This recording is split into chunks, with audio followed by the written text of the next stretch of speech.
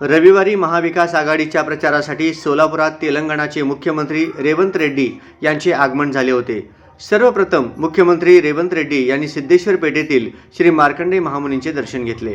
त्यानंतरच त्यांनी राजकीय आणि सामाजिक कार्यक्रमाकडे प्रयाण केले। यावेळी ज्ञाती संस्थेच्या पदाधिकाऱ्यांनी संस्थेच्या वतीने तेलुगू भवानी निर्मितीसाठी निवेदन दिले असता फक्त 1 तासात मुख्यमंत्र्यांनी महेश कोटे यांच्या प्रचारार्थ आयोजित करण्यात आलेल्या विडी घरकुल येथील जाहीर सभेत पद्मशाली ज्ञाती संस्थेच्या निवेदनाला तात्काळ ग्रीन सिग्नल देत सोलापुरात ज्ञाती संस्थेच्या जागेत तेलुगू भवनसाठी 1 कोटी अनुदान देण्याचे मान्य केले।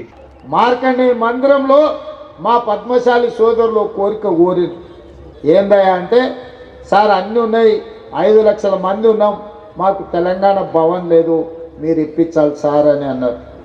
నాకు నిజంగానే ఇన్ని 100-150 ఏళ్ళు 200 ఏళ్ళ నుంచి మనోళ్ళు ఉంటే ఒక్క తెలంగాణ భవన్ కూడా లేదంటే నాకు నచ్చలేదు। అందుకే తెలంగాణ భవన్ సోలాపూర్లో కట్టుకుందాం, ఎన్నికల అయిన వెంబడే ₹1 కోటి తెలంగాణ ప్రభుత్వం నుంచి మీకు ఇచ్చే బాధ్యత నాది आणि 1 कोटी महाराष्ट्र शासनाकडून मंजूर करून देण्याचे वचन दिले।